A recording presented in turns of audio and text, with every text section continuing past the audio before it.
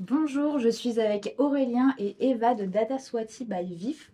On va parler IA, mais avant de faire de l'intelligence artificielle, il nous faut de la donnée. Est-ce que vous pouvez m'expliquer ce que c'est une donnée? Oui, du coup, je vais prendre la main. Une donnée, c'est une valeur qui est identifiée, mesurée et stockée, et qui peut avoir un certain nombre de caractéristiques qu'il faut analyser. Par exemple, sa disponibilité, est-ce que c'est une donnée qui est aujourd'hui disponible actuellement ou qui est disponible en décalé? Une donnée qui est aujourd'hui saisie manuellement ou qui est remontée automatiquement? Qui a aussi une fréquence de mesure, donc à la seconde, à la minute, à l'heure, au mois, et qui peut être historisé ou non. Et donc il va falloir qualifier tout ça en premier lieu avant de pouvoir bénéficier des fonctionnalités de l'IA. C'est ça. Il y a aussi la quantité d'historique, puisque l'IA va devoir apprendre, donc on va aussi s'intéresser à la quantité d'historique. Et ce qui est important aussi de se dire, c'est qu'il n'y a jamais aucune donnée qui n'est pas fiable. On n'a jamais pas de données ou beaucoup de données, on est toujours entre les deux, et ça va principalement dépendre du cas d'usage qui va être en face. Donc on n'est pas obligé d'avoir des téraoctets de données, hein. On n'est pas obligé d'avoir enfin, voilà, d'aller chercher beaucoup de données pour formuler des cas d'usage, et c'est ce que on essaye aussi de montrer. Donc l'IA peut traiter aussi des données un peu plus faibles. On peut mélanger et mixer un peu tout ça. Voilà.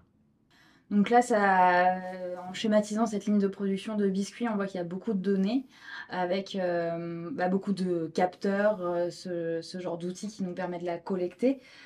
Concrètement est-ce qu'elle est collectée pour ensuite alimenter un outil d'IA?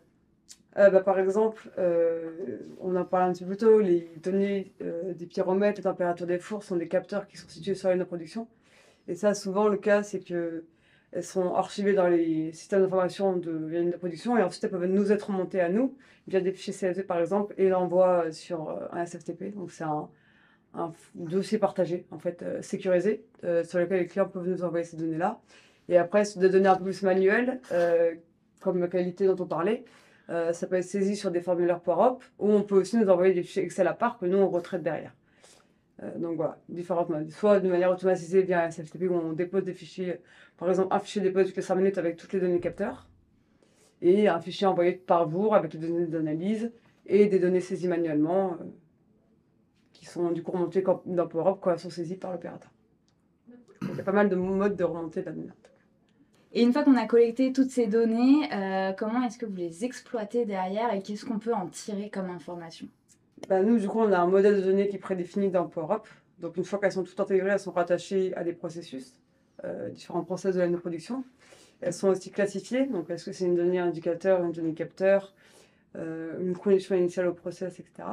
Et après, elles sont exploitées en fonction du cas d'usage qu'on a demandé. Donc, soit on n'a pas eu d'idée de cas d'usage, on voulait juste centraliser toutes les données, on peut bénéficier donc, de toutes les fonctionnalités de tableau de bord. Donc là, on a toutes les courbes liées aux données qu'on peut récupérer. Et après, dans un deuxième temps, on peut bénéficier des fonctionnalités d'intelligence artificielle. Et là, c'est en fonction des cas d'usage sélectionnés, on peut mettre en place des alertes, des analyses, Ouais. etc. Analyse de cause racine par rapport à discriminer un point de sortie, ce que je disais tout à l'heure, et trouver les variables impactantes sur ce point de qualité, par exemple. Mais ça peut être aussi des surconsommations d'énergie, ça peut être des surconsommations d'eau, et comprendre les causes. Donc ça, par analyse complète, on va faire aussi du monitoring prédictif et prescriptif, donc anticiper une valeur en recevant les données et en étant capable de prescrire des mesures d'évitement. On va faire ce qu'on appelle le golden batch, donc la capacité à trouver les meilleurs réglages pour optimiser souvent un combo matière, énergie, eau et des fois CO2. Ça nous arrive trop rarement, mais ça nous arrive. Voilà ce qu'on va pouvoir faire dans PowerUp, ce qui est déjà quand même beaucoup par rapport à ce que les outils actuels proposent. C'était très clair, merci à vous. Merci.